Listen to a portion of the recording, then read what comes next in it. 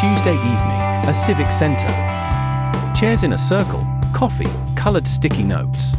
On the wall, the panels of an urban project that has already been approved. Residents arrive with proposals on housing, traffic, and green space. The facilitation team asks them to weigh in on the color of the benches and the placement of the trees. Everything else, they explain, is already settled. The scene repeats every week in hundreds of cities. It is called a participatory process, and it is often something else. Here is the question that carries this video.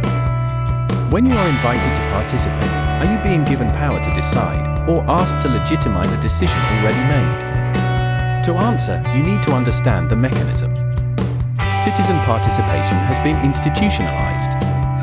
There are laws that require it, officials who manage it, firms that facilitate it, and reports that certify it. That institutionalization has a paradoxical consequence. It turns participation into a procedure the project must pass, not a space where the project can change. The process is designed backwards, starting from the decision already made. Organizers choose the questions that commit to nothing, the topics that never touch the budget, and the formats that scatter disagreement. The result is a ritual with a democratic look. The evidence shows that many regulated processes work this way. Citizens participate in participation, while the power to decide sits untouched somewhere else.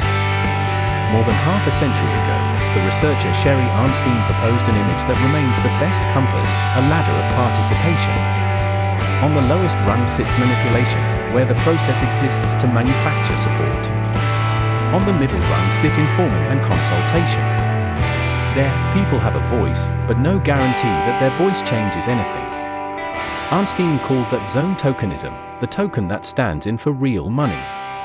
Only on the upper rungs does the decisive part appear, genuine partnership, delegated power, and citizen control.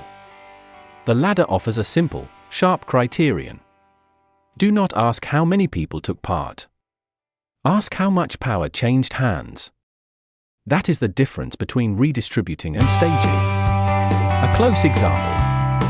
In Spain, urban planning includes public exposure and formal objection procedures required by law. On paper, any resident can comment on a plan before its approval.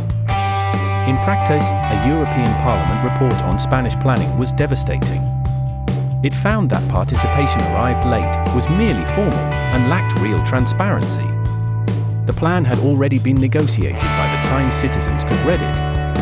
Their objections received boilerplate replies, written to complete the file. This can be read as a design flaw, but also as a design that works. The procedure produces exactly what it needs to produce, documented evidence that participation took place. Here comes the sharp lens of this video. The test lies not in the process, but in the power. Facing any invitation, 3 questions are worth asking. First, what can genuinely change as a result? If the answer is street furniture rather than land uses, you are looking at stagecraft. Second, when does participation arrive? If it arrives after the agreement is signed or the project is drafted, it is late on purpose. Third, who answers, and how? Serious participation returns reasons, what was incorporated, what was discarded, and why. Participation washing returns photos, word clouds, and thank you notes. It can be argued that this third question, the traceability of the answer, is the most revealing of all. The opposite extreme also exists, and it is worth knowing. More than 3 decades ago, the Brazilian city of Porto Alegre invented the participatory budget. Neighborhood assemblies did not comment on benches, they decided real investments, with real money, ranked by criteria of need. The evidence shows that investment shifted toward the poorest districts. That is redistributing power, not staging it. The problem came later. According to research by the sociologist Ernesto Ganuza, the model traveled the world and was hollowed out along the way. Many cities imported the name and the methodology, but cut the money at stake and the binding character. The brand remained without the substance, budgets that decide a tiny share of municipal spending. Let us do justice to the counterargument, because it exists and it is serious. Not all informing or consulting is theatre. Some decisions carry a strong technical component, where putting everything to a vote would be irresponsible.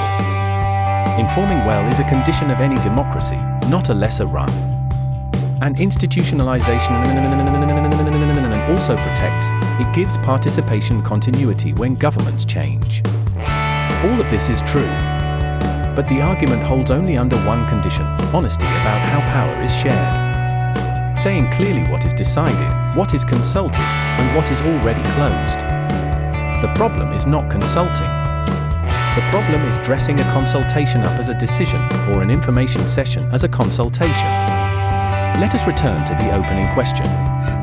When you are invited to participate, are you given power or asked for legitimacy? It now has a different possible answer. It depends, and it can be verified. Look at what can change when the process arrives, and who answers with reasons. Participation that redistributes power leaves traces, budgets that move, plans that get corrected, decisions that get explained. Participation that merely stages it leaves traces too, flawless reports and cities identical to how they stood before all those sticky notes. Participating is still worth it. But participating with judgment requires telling the instrument from the alibi. Next time you are summoned, do not ask when the workshop is. Ask what is still left to decide.